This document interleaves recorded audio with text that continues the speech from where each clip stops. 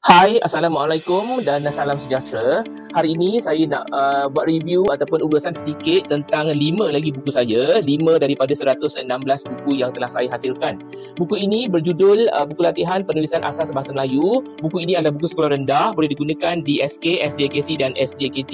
Okay, kita lihat jilid 1 dulu, buku ini untuk tahun 2. Okay, apakah latihan yang ada dalam buku ini? Kita boleh lihat, okay, buku ini ada sebanyak, kita lihat ini ada konten atau kandungan, okay, ada sebanyak 100 muka surat. Setiap buku ada 100 muka surat. Okay, kita lihat latihan pertama. Okay, latihan 1 ialah bina ayat minimum 3 perkataan. Minimum 3 perkataan, maksudnya daripada perkataan-perkataan memancing, memasak, menangis, membuka dan menanam. Dan begitu juga dengan bentuk latihan atau bentuk soalan yang lain seperti mencantumkan frasa ataupun ayat dengan berpandukan gambar yang diberi. Dan sambungkan ayat predikat, sambungkan ayat subjek. Begitu juga dengan latihan seterusnya berpandukan gambar ini, menyusun perkataan. Ini sebenarnya latihan sangat mudah untuk tahun 2 dan agak sukar lagi apabila kita pergi ke tahun 6.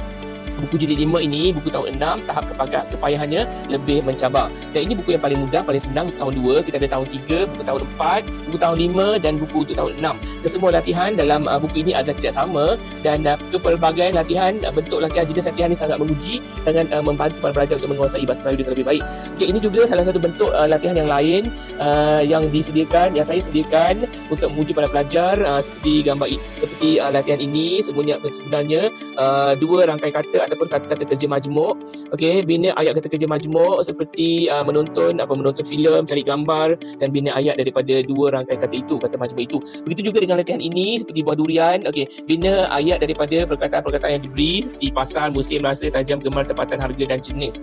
Okey, itu saja saya rasa dan untuk bahagian latihan yang ini. Dan kita boleh lihat juga kesediaan ada bahagian pengiraan markah di mana para pelajar dapat berapa markah yang betul dari segi binaan ayat yang ditulis. Dan begitulah dengan bentuk-bentuk latihan yang lain. Sebenarnya ada pelbagai jenis tajuk, pelbagai jenis idea yang boleh digunakan dalam pembelajaran para pelajar. Dan jika kita lihat dalam jilid yang ke-5 ini, buku tahun 6, ini lebih susah sedikit di mana latihannya lebih panjang dan kesukarannya lebih tinggi, di mana para pelajar diminta untuk menulis ayat iaitu minimum 8 patah perkataan minimum, paling pendek di minimum.